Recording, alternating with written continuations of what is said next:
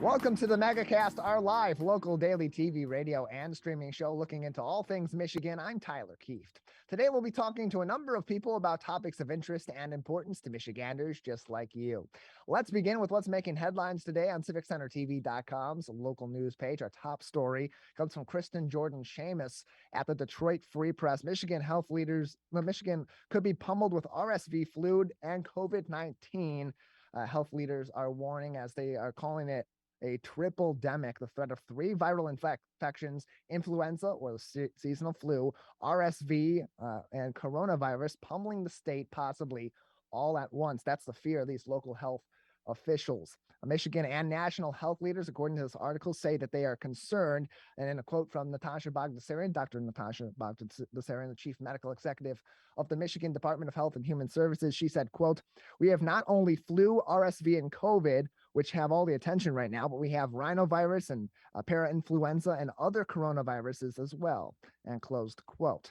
The U.S. Centers for Disease Control and Prevention last week, Friday, said it will issue an alert for thousands of healthcare providers nationally about huge spikes in the cases of RSV, along with a rise in flu cases amid an underlying coronavirus pandemic, which, despite what the president of the United States and many others say and how many others are acting, we are still actively in a pandemic, and that is certainly going to be a consideration for our healthcare systems and continues to be something that our healthcare providers all across the state of Michigan and across the U.S. and around the world are urging caution upon. Hospitals are on short staff already and now are struggling with a new viral wave, according to this article. Statewide pediatric intensive care units have seen their hospital beds now 89% full. That's according to the Michigan Health and Hospital Association, as well as the state health department.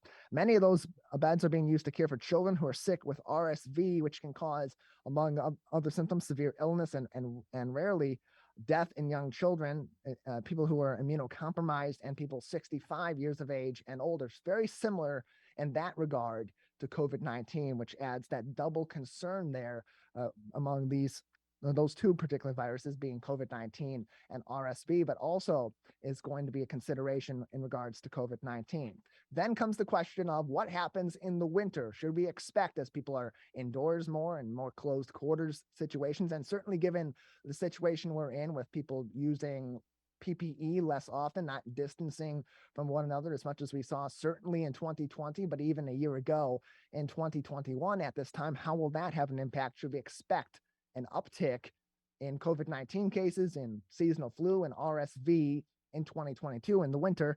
And as of Friday, about 1,200 Michiganders have been hospitalized with confirmed or suspected COVID-19. 43 of those were children. Over the last 2 weeks, in terms of influenza, the percentage of positive tests have more than doubled nationally. That's according to the CDC's data.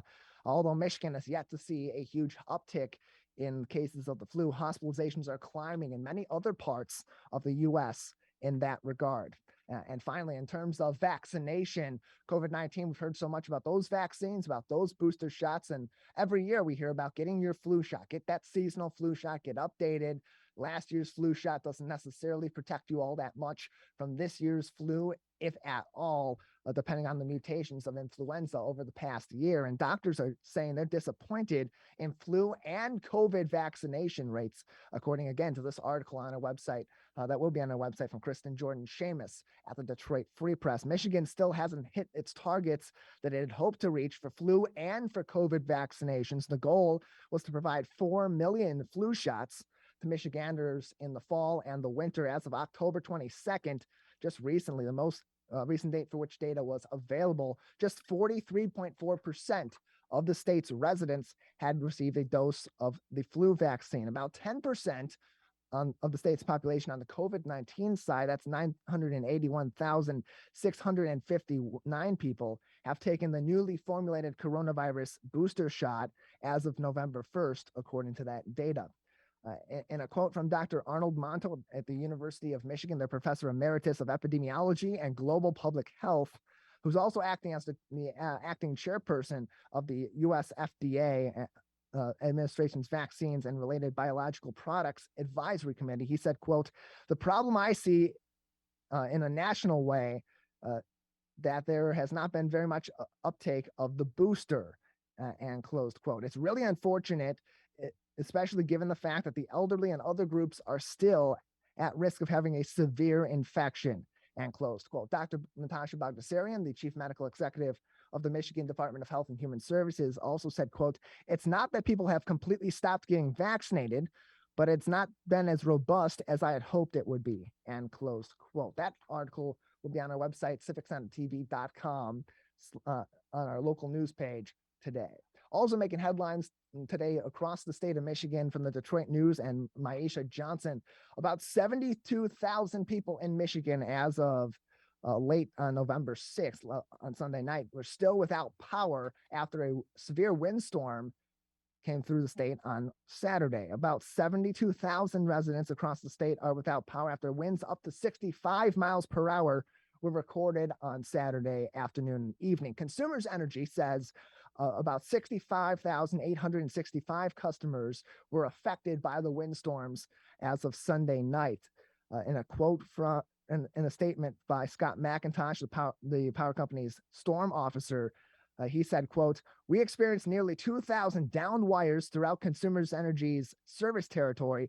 At this time of year, it's especially important to watch for down lines that could be hidden under leaves on the ground. We urge everyone who is outside to be on the lookout for downed wires and to stay at least 25 feet away from potentially deadly lines," and close quote. Consumers Energy also said that crews had been making restoration progress overnight and restored power to about 60,000 customers, with more than 200 crews working in the field. On the other side, in our local energy companies, DTE Energy reported about just under 7,000, that being 6,720 customers were without power on Sunday night. In their statement, they said, quote, "While 99% of our customers did not lose power, we are laser focused on restoring the 1% who have experienced an interruption. We expect to have the vast majority of customers impacted restored by the end of the day," and closed quote. Winds still a little bit of a factor outside, certainly not as severe as they were on Saturday. They're expected to die down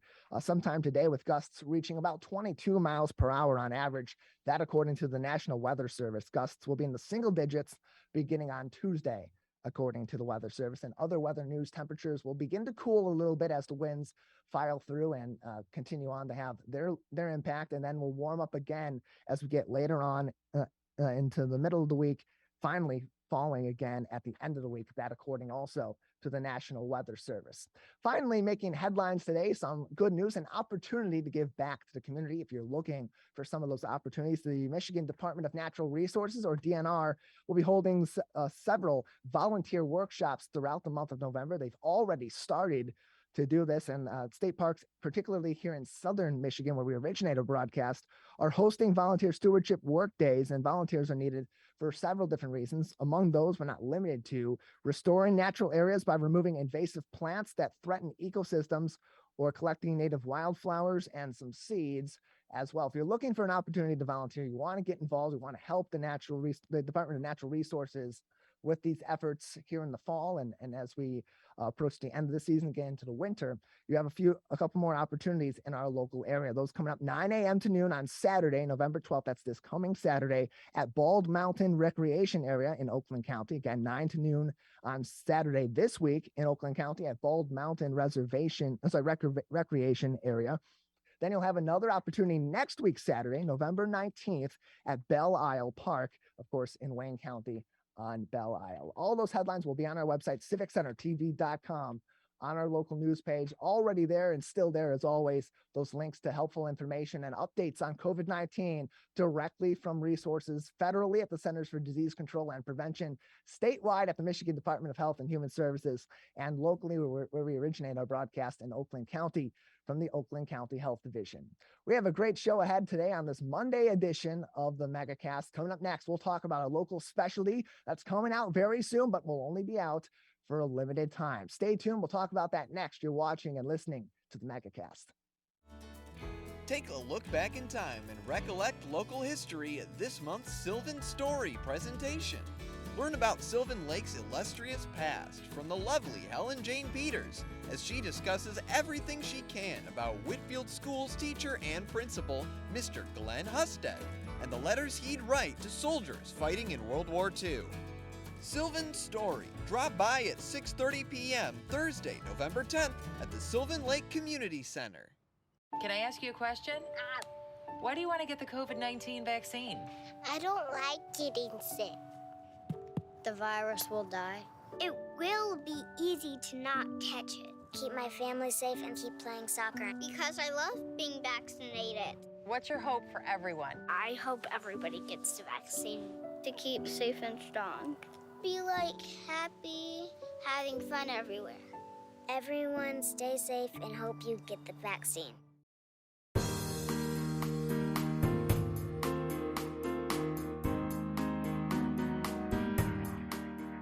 Daily TV, radio, and streaming show looking into all things Michigan. I'm Tyler Kieft.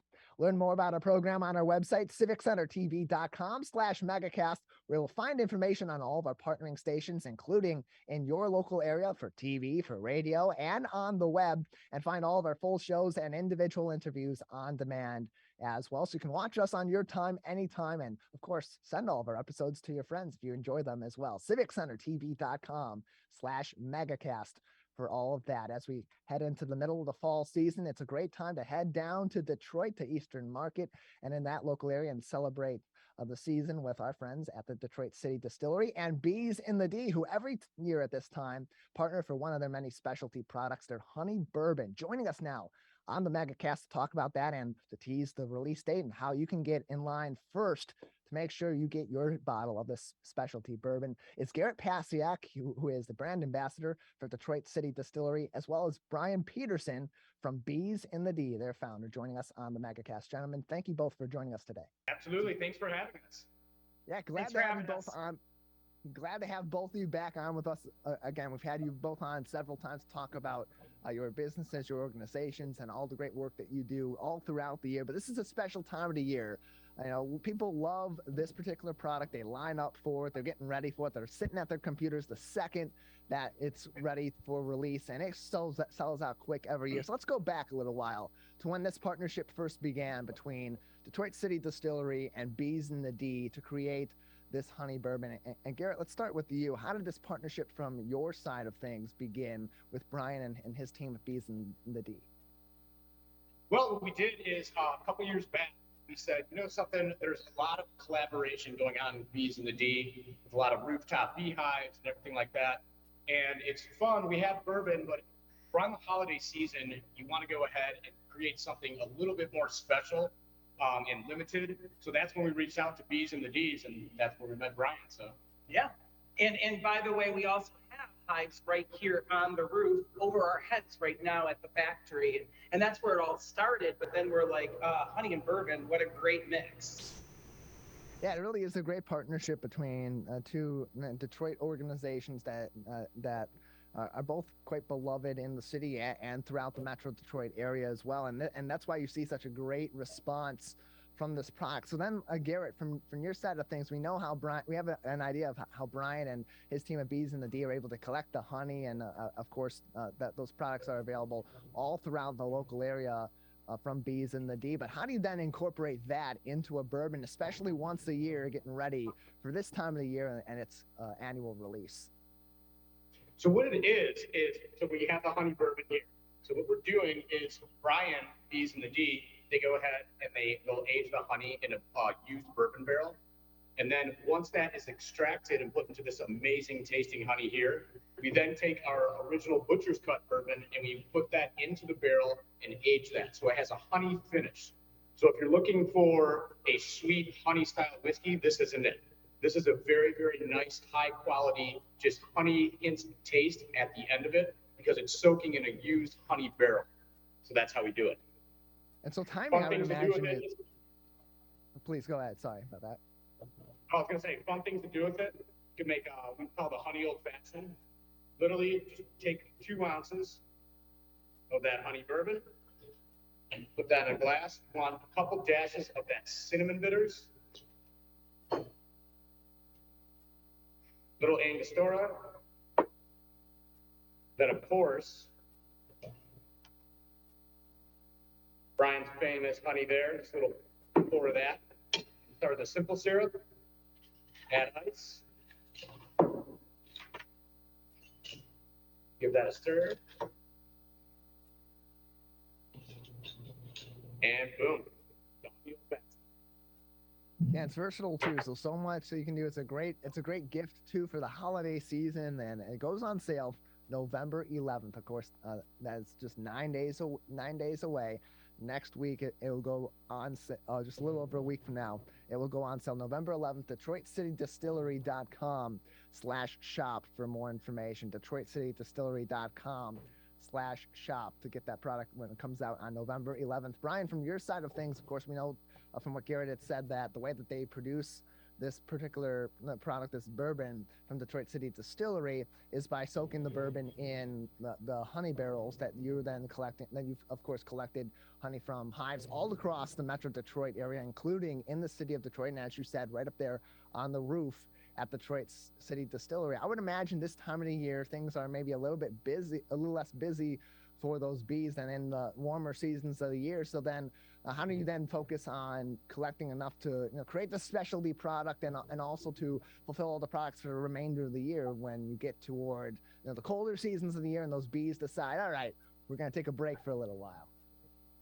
Yeah, I'm in the final stages of winterizing all of our hives, and that's just giving them a little bit of a supplemental feed. Some of our hives, like the ones on the roof here, I'm going to wrap them to keep them a little bit sheltered from that cold wind. And also doing some mite treatments, because unfortunately there's a lot of diseases and parasites that can cause problems. But then, yes, the bees don't hibernate as a lot of people think. They actually form a winter cluster, vibrate, creating heat from friction, and they keep the queen warm all winter long, but live off of their honey stores. But that then gives us, I should say, the beekeeper, a rest.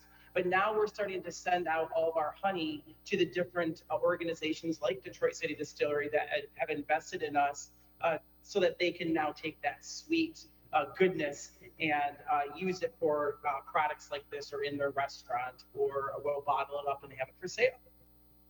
So then over the colder months of the year when your bees are in sort of that hibernation state, and aren't working to create more honey that's being produced then as it is over the warmer months of the year, how then does your organization transition from the work being done with the bees to more of an advocacy or educational front during the winter and the early part of the spring?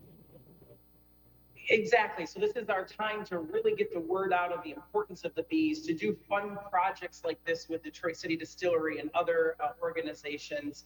It's just a great opportunity for us to continue to get the word out, but we're just not doing some of our in-hive events because obviously the bees are in the winter months. Again, more information can be found on the specialty product that will be released on November 11th. DetroitCityDistillery.com for more info, and DetroitCityDistillery.com/shop to get more information as well, and to buy the product on November 11th when it is released. You can also learn more about Bees in the D by going to their website, beesinthed.com, as well for information on educational info, their events throughout the city and the metro area, and how you can get involved with Bees in the D all throughout the year as well. beesinthed.com. Garrett, for you and your team, as we approach the release date on November 11th, what do you suggest for those that are itching to get some honey bourbon for themselves, certainly for some others that they're looking to gift some this holiday season, to make sure they get in line at the perfect time, because this sells out relatively quick? It does sell out relatively quick, within a couple hours usually. So this year we are submitting a limited amount in grocery stores. So your local, you're in Southeast Michigan, go ahead and check, go ahead and ask, see how many they're getting. But I always suggest it's a fun activity to go ahead and order it online. Now it goes on sale at DetroitCityDistillery.com in the shop link at 8 a.m. I suggest waking up in the morning, getting a cup of coffee, hop on that computer at 7:30, and right when 8 a.m. hits, just keep clicking on that shop link, get it right there, and then come down and join us at 4 p.m. on November 11th.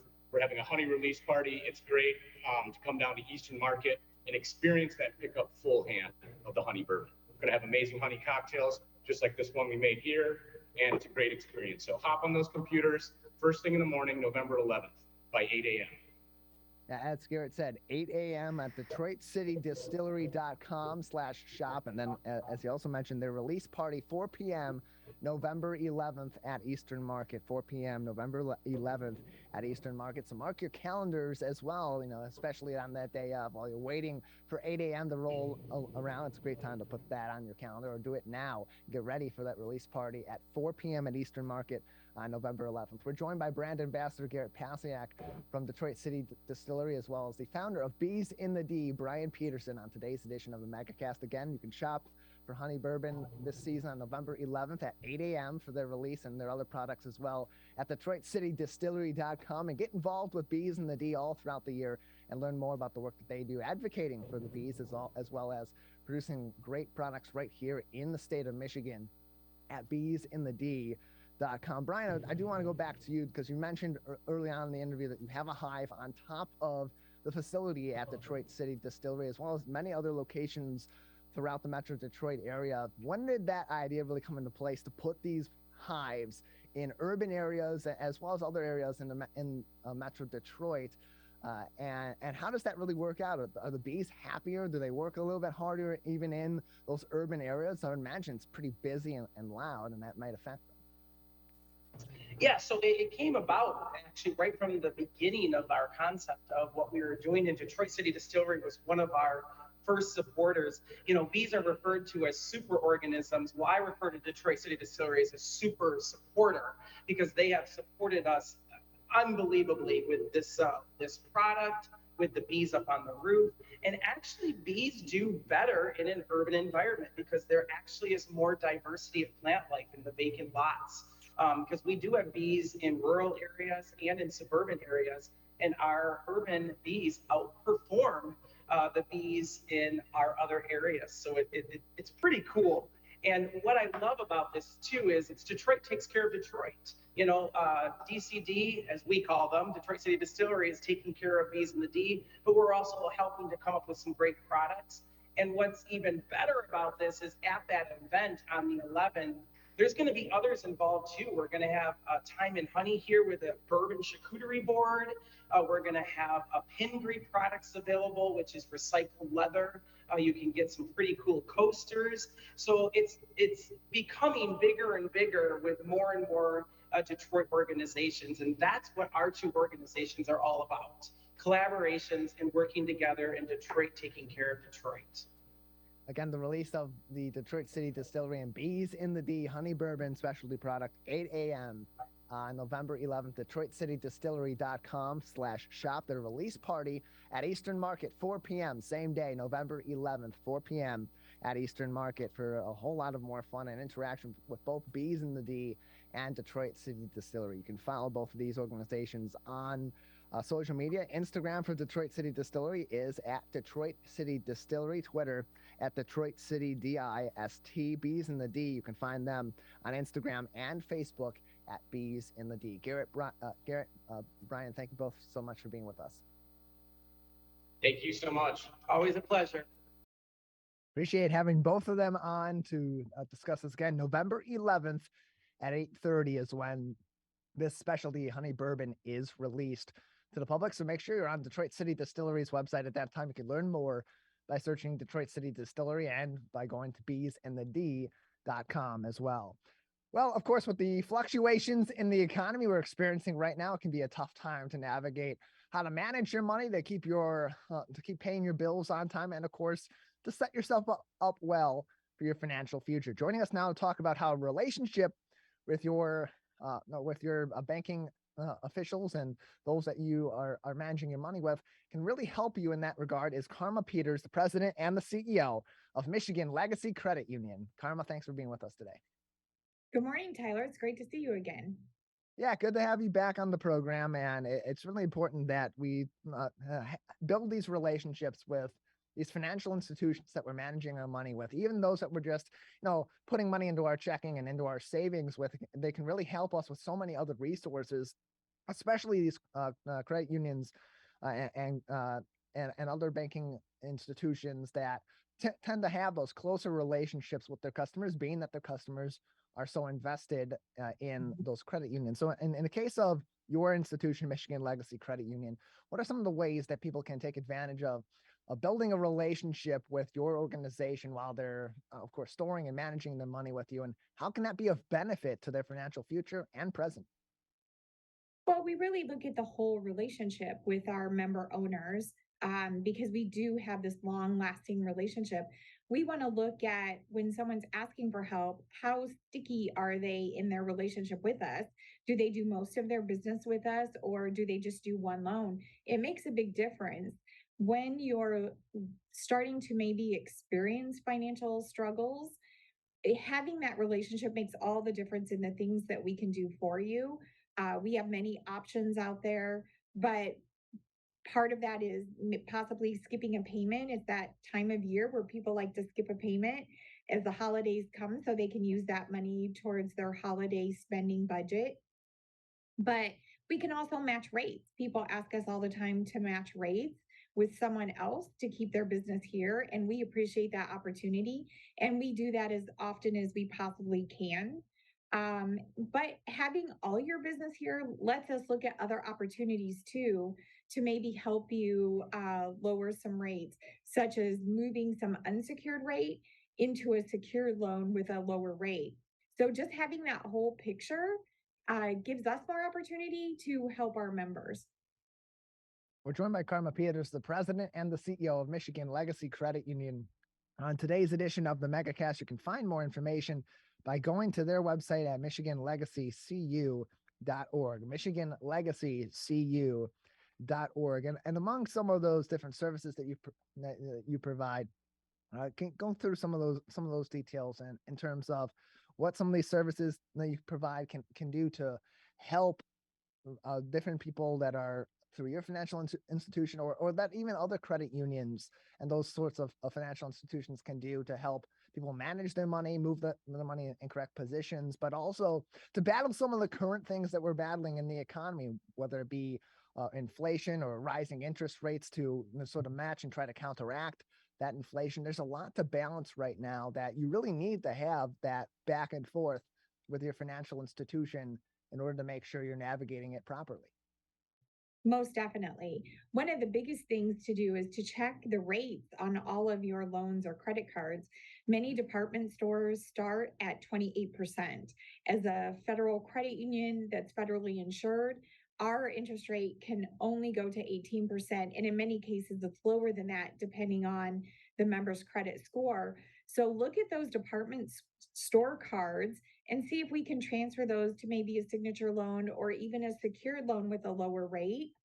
A lot of people do not realize as well that you can borrow against your own money. So you can use a savings or a certificate and borrow against that. If you don't have any plans on using it, you'll get a much lower rate than just a standard personal loan or signature loan or a regular credit card. So those are definitely things to check out. But on credit cards also, check out those annual fees. A lot of times, if you're a rewards person, but you're not using the rewards, you can pay a higher annual fee. Our credit cards and many other credit unions offer a no annual fee credit card for the purposes of helping save members money so they're not spending money on fees that they don't necessarily need or will use that will benefit them.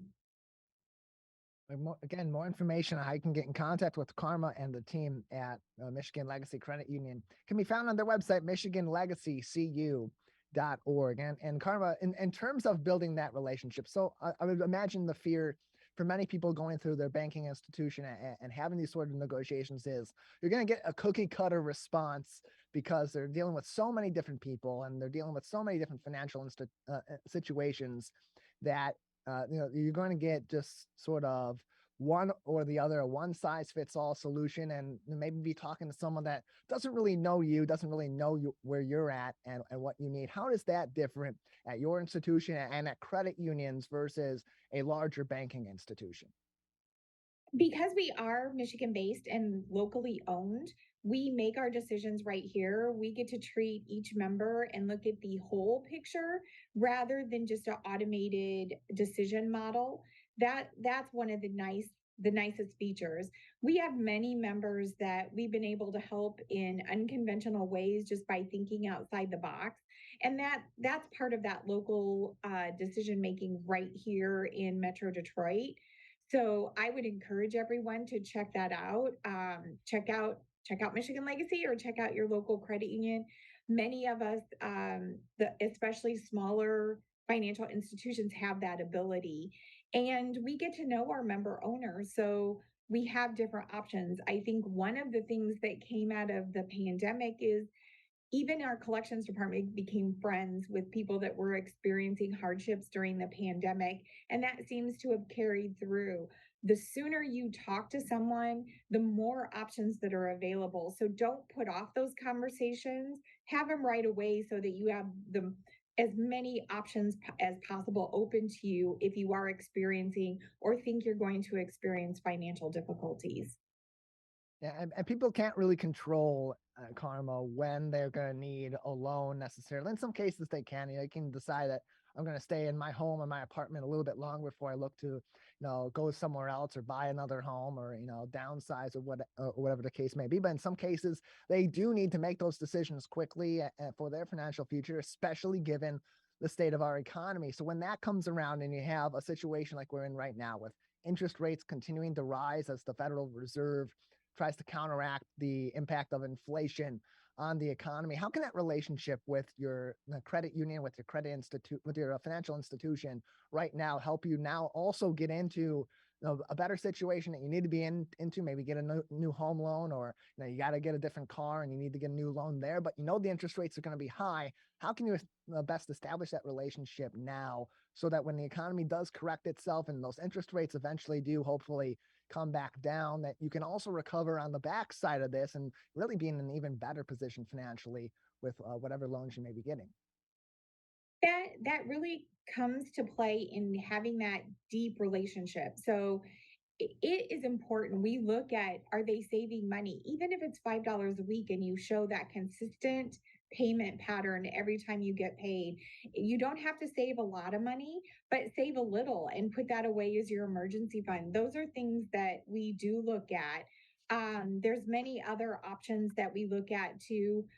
One of the things that's becoming more popular now with rates going up is variable rates. People have been afraid of those in the past. The fixed rates have been so low. Now may be a great time to look at that variable rate. And as rates come back down, then you can refinance it into a fixed rate. So that's one of the options that's available now to you.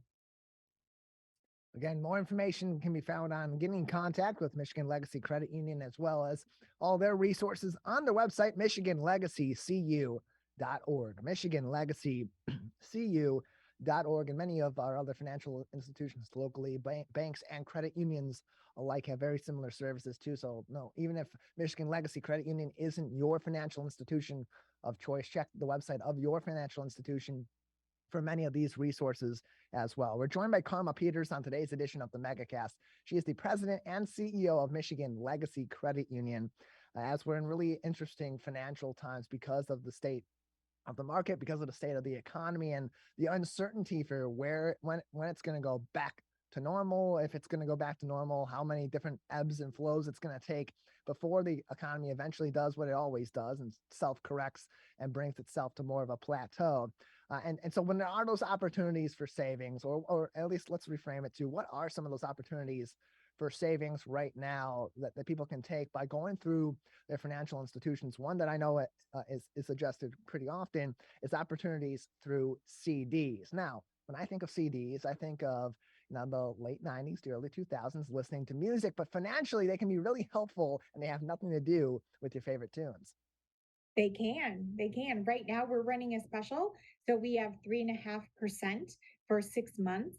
So it's a great way to stash away a little bit of money and take advantage of the rates going up before they go down. We also have some longer terms, but we're offering that special right now just to attract some savings and get people to really push into saving that money and earning some good interest while the rates are available. Again, more information to get in contact with Michigan Legacy Credit Union can be found on their website, MichiganLegacyCU.org, MichiganLegacyCU.org. for more information, as well as how you can get in contact with them through social media, Facebook, Twitter, LinkedIn, Instagram, and more. You can also give them a call as well by looking at their website and finding their number there. Call them at 800-552-8643 or text them 248-409-3150. Karma, anything else that we should be keeping in mind right now in terms of how we can utilize those relationships with our financial institutions to put some more money in our pockets, some more savings in our accounts as we continue to navigate really uncertain waters here economically? Well, a lot of people know that the mortgage industry has slowed down, but home equities can be a great way to utilize that equity that you have in your home right now, especially if you're not planning on moving. You can capture and use that equity to do some of those projects that you didn't get finished without refinancing at the higher rate and paying those refinancing costs. So that's another way to look at that equity that you have and put it to good use. Finishing those things that you need or putting some things in order. It's a great way to do that right now. Once again, more information can be found from Michigan Legacy Credit Union on their website, michiganlegacycu.org. Karma, thank you so much for joining us. Thank you so much, Tyler. Have a great day. You as well. You can get in contact with Michigan Legacy Credit Union, of course, on their website, michiganlegacycu.org, or by calling them 800-552-8643, 800-552-8643, or text them 248-409-3150, 248-409-3150 to text them.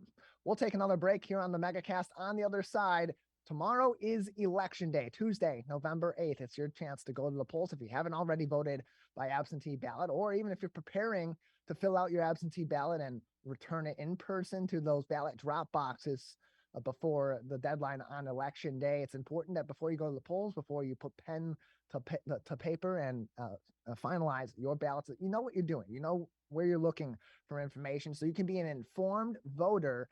And also, we'll take a look coming up at some of the processes, the inside processes, and discuss that with Oakland County Clerk Lisa Brown. That's coming up next. You're watching and listening to the Megacast.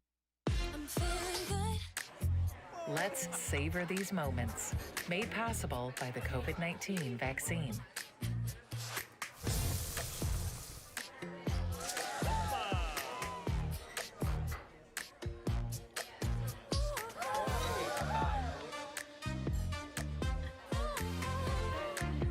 Keep the dining out going by keeping yourself protected and your COVID-19 vaccines up to date.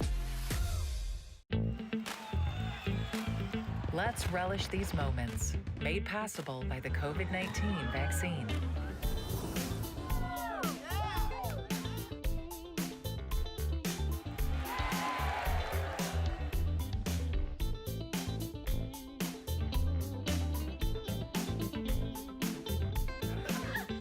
Keep the festivals going by keeping yourself protected and your COVID-19 vaccines up to date. This November, honor the many people who offer their lives for our freedom at the 2022 Heroes Appreciation Breakfast. Organizations, charities, and local residents are invited to celebrate the men and women that ensure our safety and security. Hear from guest speakers, live performances, and presentations from veterans, officers, and more. Save the date, November 8th, 9 to 10:30 a.m. at the new West Bloomfield Middle School. Call 248-451-1900 to register. In the face of COVID-19, staying healthy is important. And now the same is true as we face the flu. Influenza has the potential to infect millions, putting lives and the healthcare system at risk. Fortunately, it's easy to protect yourself. The flu vaccine is safe and effective, and with COVID-19 still spreading, it's essential. To see how you can hit this virus head-on, visit michigan.gov/flu. Now that the vaccine is available for children 5 and up, why do you recommend it? Kids are part of the community and they can spread COVID. We're seeing both healthy children getting sick from the virus as well as children with underlying health conditions. They can easily bring the virus home to other people that are vulnerable and make them sick as well. This vaccine can change that and keep children safe. It's essential that your children get vaccinated to protect them, to protect your families, and to protect those in the community around you.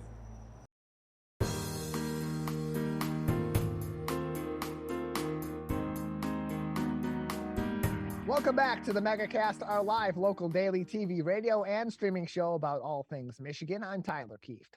Learn more about our program on our website, civiccentertv.com/megacast, where you'll find more information on all of our partnering stations across the Great Lakes state, including My Michigan TV, and find all of our full episodes and each individual interview segment on demand as well. All of that is on civiccentertv.com/megacast. And while today, Monday, November 7th, is the date, we are shortly approaching Election Day. We are now at the end of the election cycle. Those political ads you're seeing all over the place on TV, listening on the radio, seeing in ads on different places online are going to be coming to an end tomorrow. But first, you've got to do your civic duty in order to make sure that we get to the finish line during this election cycle. Whether you're on one side of the aisle, on the other side of the aisle, or straight down the line in the middle between Democrat and Republican, it's important that you have your voice heard. And the best way to do that is to make sure that before you go to the polls, you know, A, what you're voting for, B, who you're voting for, and have a stance on the important issues of the day, of which really have an overarching impact on these elections each and every cycle. And so often what we see is during these midterm elections, whether it be primary elections before a gubernatorial election on those off years, or it be presidential elections and the primaries, we see that the turnout sort of go away. People are very enthusiastic to go out and vote for the president of the United States and maybe ignore some of the down ballot initiatives and down ballot candidates too. And certainly we see a lot less enthusiasm statistically during the midterm elections and especially during the primaries that lead up to those midterm elections. But every time we have an election cycle, we hear the same fodder from those on the right, those on the left, those in the media, and those canvassing out in the community, and those activists as well, that this is the most important election of our lifetime. And there's a reason for that cliche. It's because every single election cycle, the circumstances change. The last 2 years, the last 4 years, the last 10 years, last 20 years, they all compound and have an impact on where we are today, and even more so an impact on where we go tomorrow. And that all comes down to your voice and your vote here in the state of Michigan and all throughout the US. So what do you do before you go to the polls? You either know who you're going to be voting for before you go there, or you're filling it out as you go at the ballot. And there's benefits and drawbacks to both. Certainly more benefits to the latter, to the former than to the latter. You want to go to the polls knowing who you're voting for and what you're voting for, because depending on one candidate to another, their policies on certain issues, whether this election cycle it be election integrity and election security, or and certainly the abortion issue nationally and definitely here in the state of Michigan is also a critical issue this election cycle. Reproductive health, a critical issue this election cycle as well. And then locally in certain areas across Michigan, we think about Oakland County. Local transit is definitely a major issue with the smart bus millage renewal up in Oakland County. Certainly also some millages up for renewal or up for implementation in our local school districts, which have impacts on buildings, on facilities, and on education as well. You want to make sure you know what you're voting yes or no on before you go to the polls. And a great place to start on that regard is to go to the candidates' websites themselves. So last week with Dave Dulio from Oakland University, we talked about a really interesting wrinkle that's come in the last couple weeks or so in the polls, where we're seeing a dead heat almost between incumbent Attorney General Dana Nessel and her Republican challenger Matthew DePerno, with that race at the time I spoke to Mr. Dulio being a 1% difference, not including the margin of error, in favor of Dana Nessel, 44% in her favor, 43% in favor of her GOP challenger, Mr. DePerno, according to a poll by the Detroit News and Local 4 TV or WDIV television in Detroit. So if you're on the fence, which a lot of people are between many of our candidates in many of our positions, a great place to start is to go to their website. So in the case of the Attorney General's race, for example, Matthew DePerno's website is DePerno for MI, DePerno for MI. And if you go to that website, you can learn more about the candidate. You can learn more about their priorities and their stances on the issues. And in some cases, and I can't say that's the case for every single candidate, they'll have even more information on specific policies, excuse me, that they're looking to enact on one issue versus another. So for example, on DePerno's website, among his critical issues or his core issues this election, restoring law and order, upholding the Constitution and civil liberties, ending COVID mandates, outlawing critical race theory, fighting for free, fair, and secure elections. And whether you agree that he actually is fighting for any of those or not, you can get those details and go into more information about why he has his stance one way or another on those issues. And the same thing goes for the incumbent Democrat Attorney General Dana Nessel at her website, dananessel.com. You click on her initiatives tab, and there you can find even more information on critical issues to her: protecting consumers, defending our civil rights, safeguard senior citizens, protect our environment, guard our health care. And whether or not you believe that she is correct on any of these issues, that her stance is what you believe in, it's important to know who you're voting for, because many people say, well, I'm a Republican, or I'm a Democrat, or I'm an independent. They go into these elections, they have certain views on certain parties and on certain candidates, and that's what guides them at the polls. And when you end up having a vote be cast for someone that you're not sure about, you end up with the consequences of whatever they believe in, whether they're representing your political alignment or not. So important to go to those websites and explain and explore more.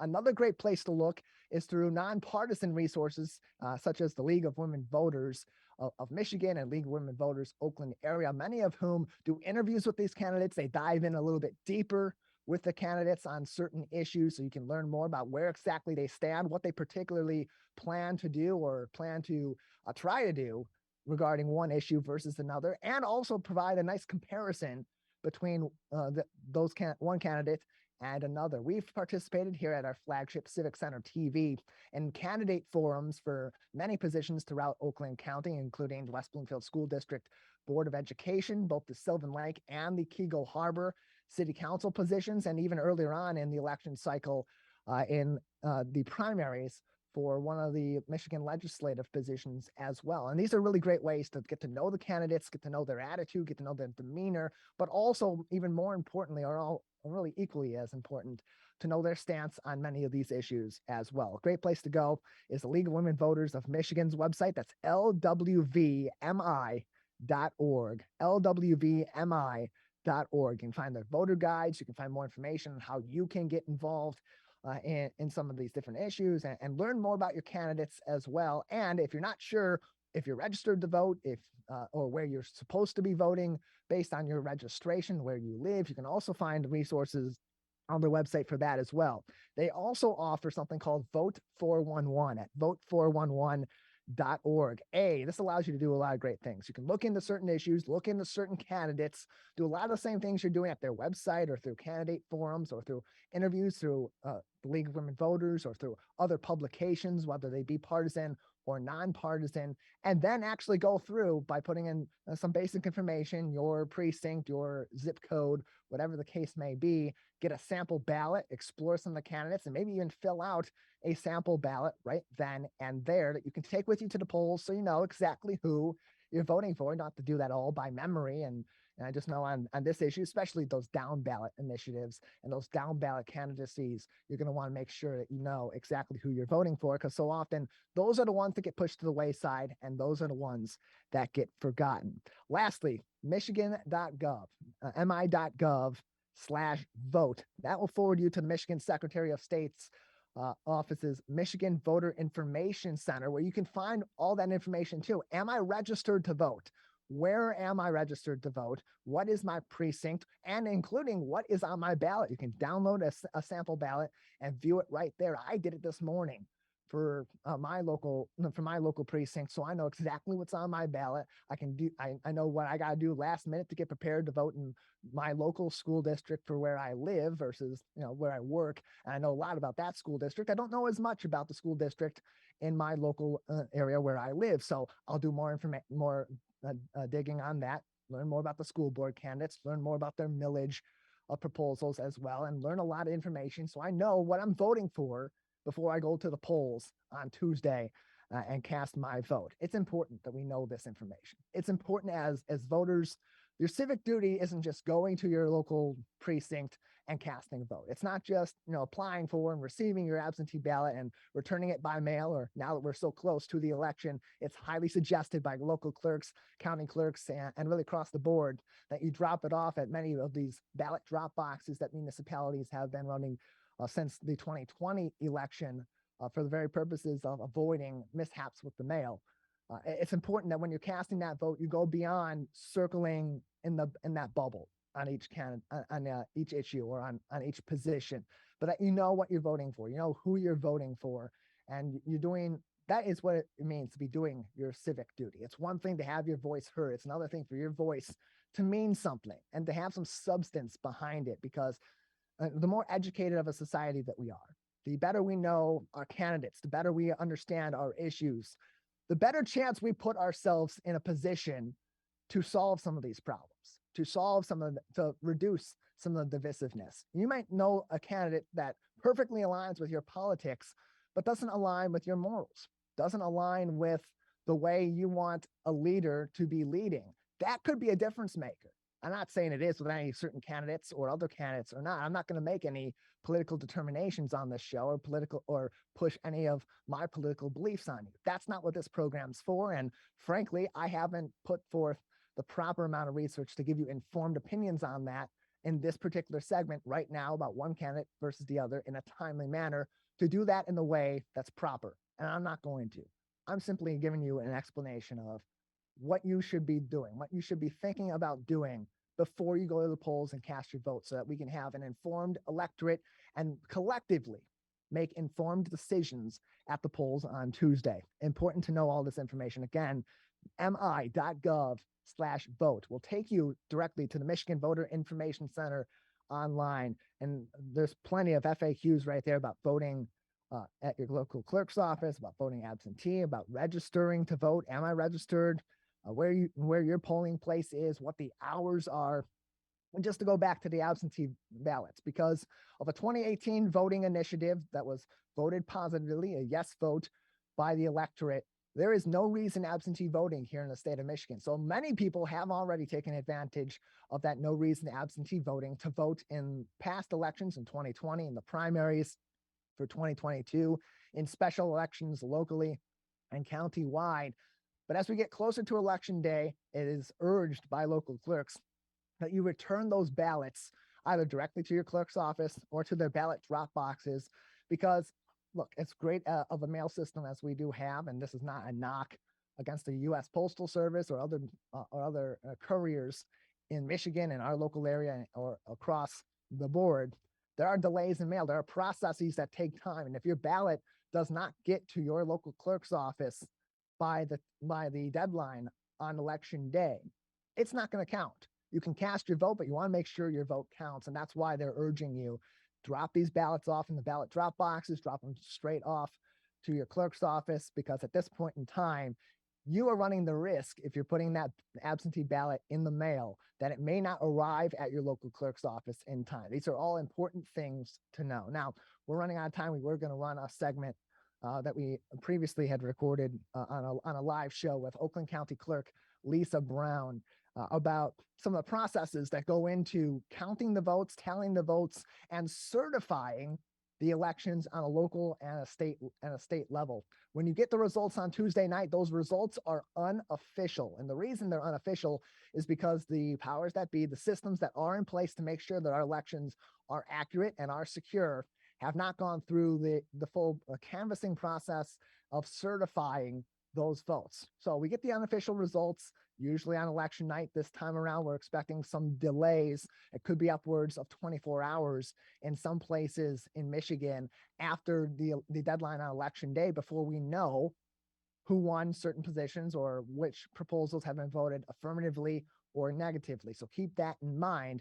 But again, those results are unofficial because it has to be the election results have to be overlooked by the Board of Canvassers locally and statewide and certified. That's when they become official. Now, generally speaking, the unofficial results have more times than not been what the official results eventually have been. So as much as there's been speculation, particularly in the wake of the 2020 election, on there being discrepancies between the results we get on or shortly after election night and what the official results are, history has shown that's not to be the case. The point here, the fact of the matter is, you have a chance to make a difference in your community, locally, statewide, and across the board. And what we do here in the U.S. tends to have a big impact worldwide. So, as I like to say to my friends and my family, make sure you vote in this election. Otherwise, it's your fault.